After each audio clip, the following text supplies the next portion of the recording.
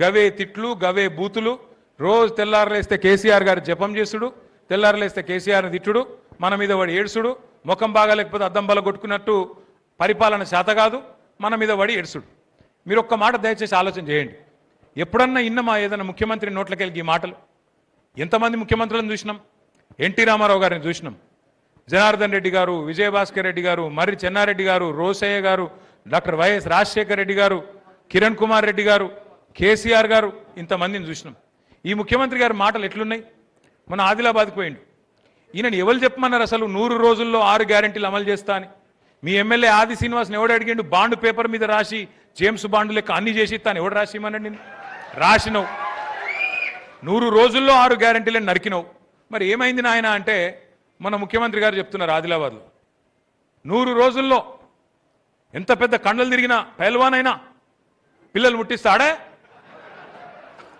మనకు తెలియదా 3 నెలల పిల్లలు పుట్టరా అని అంటే గట్లా మాట్లాడచ్చా ఒక ముఖ్యమంత్రి నేను అడుగుతున్నా రేవంత్ రెడ్డి గారిని 3 నెలల పిల్లలు పుట్టరా మాకు కూడా ఎరికే కానీ 30 నెలలు పుట్టకపోతే నిన్నేమనాలి మరి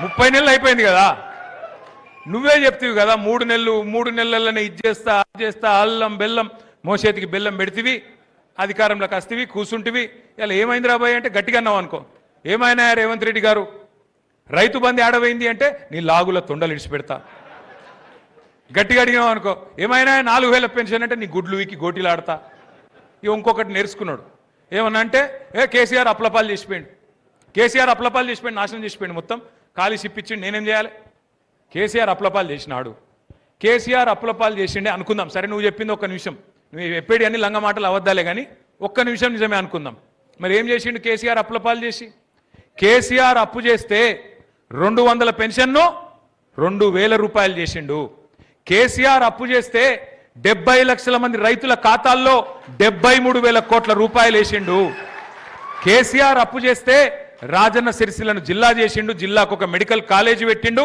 జిల్లాకు ఒక నర్సింగ్ కాలేజీ పెట్టిండు జిల్లాకు ఒక ఇంజనీరింగ్ కాలేజీ పెట్టిండు కేసీఆర్ అప్పు చేసిండు చేసి ఏం చేసిండు 15 లక్షల మంది ఆడపిల్లలకు పెళ్లిళ్ళు చేసిండు కేసీఆర్ కళ్యాణ లక్ష్మి పేరు పెట్టి అద్భుతమైన కార్యక్రమం చేసిండు కేసీఆర్ అప్పు చేసిండు 1000 గురుకుల పాఠశాలలు పెట్టిండు కేసీఆర్ అప్పు చేసిండు కాళేశ్వరం లాంటి ప్రాజెక్టు కట్టిండు కరీంనగర్ కరువు తీర్చిండు మా సిరిసిల్ల వేములవాడకు నీళ్లు తెచ్చిండు గోదావరి నీళ్లు తెచ్చిండు నువ్వేం చేసినావు మరి 2.5 ఏళ్ళ ఏం చేసినావు 4 లక్షల కోట్ల అప్పు చేసినావు 4 లక్షల కోట్ల అప్పు పోనీ 4 లక్షల కోట్ల అప్పు చేసినావు నువ్వు చేసిన ఒక మంచి పని చెప్పు 4000 పెన్షన్ ఇచ్చినవా మహిళలకు 2500 వాళ్ళకి ఇచ్చినవా తులం బంగారం ఇచ్చినవా 5 లక్షల విద్యా భరోసా కార్డు అన్న ఇచ్చినవా 10వ తరగతి పాస్ అయితే 10,000 12వ తరగతి పాస్ అయితే 25,000 డిగ్రీ పాస్ అయితే 50,000 పోస్ట్ గ్రాడ్యుయేషన్ అయితే 1,00,000 రూపాయలు ఒకళ్ళకి ఇచ్చినవా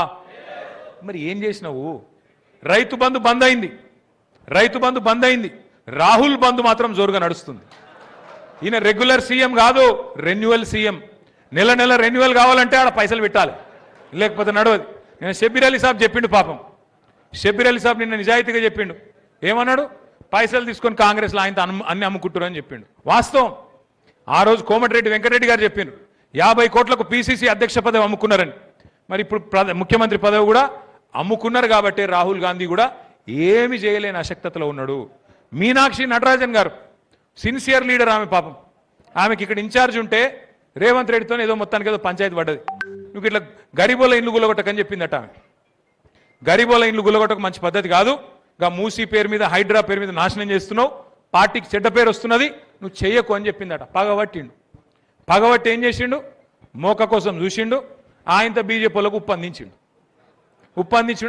ఆమె నామినేషన్ కూడా ఎగరగొట్టిండు ఆమె మీద దొంగ కేసు పెట్టి ఆ కేసు ఆయనతో వాళ్ళకు ఉప్పందించి ఆమె నామినేషన్ ఎగిరిపోయేటట్టు చేసిండు గిసొంటోడు సొంత పార్టీలకే న్యాయం చేయనోడు రాష్ట్రానికి న్యాయం చేస్తాడా అందుకే నేను కోరేది మిమ్మల్ని అందరిని ఒకటి మీ ఎమ్మెల్యే గురించి ఎక్కువ మాట్లాడి ఇంకో వాళ్ళ గురించి ఎక్కువ మాట్లాడి నోరు ఖరాబ్ చేసుకునే అవసరం లేదు మళ్ళీ కేసీఆర్ గారు రావాలి అంటే బూత్ల వారీగా 262 పోలింగ్ బూత్లుంటే ఏ బూత్లో ఆ బూత్ అధ్యక్షుడు ఆ బూత్ కార్యవర్గమే మీరే కథానాయకులు కావాలి మీరే ఒక కేసీఆర్ కావాలి నేను ఎట్లా ఎగరది గులాబీ జెండా నా బూత్లో నా నియోజకవర్గంలో నా మండలంలో నా గ్రామంలో మీరు గట్టిగా అనుకుంటే తిరుగులేని పరిస్థితిలో మనం గెలుస్తాం ఉంటాయి అందరం మనుషులమే అందరం కూడా అప్పుడప్పుడు తప్పు ఒప్పు చేస్తాం.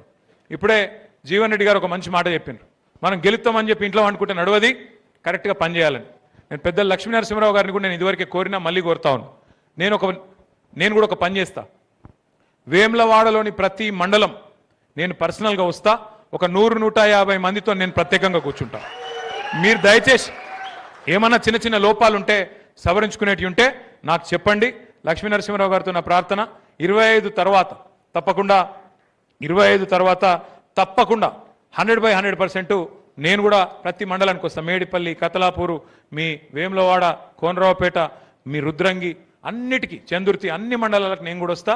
జీవన్ రెడ్డి గారు కూడా వస్తారు. మీతో కూర్చుంటాం. కూర్చొని సాధక బాధకాలు, ఇట్లా మైకులలో ఉపన్యాసాలు చెప్పేది ఏం లేదు. సాధక బాధకాలు ఏం చేయాలి, ఏం సమస్యలు ఉన్నాయి స్థానికంగా, వాటి విషయంలో కాంగ్రెస్ ఎంత నిర్లక్ష్యం చేస్తున్నది, ఎట్లా మనం పోరాడాలి, ఏం చేద్దాం.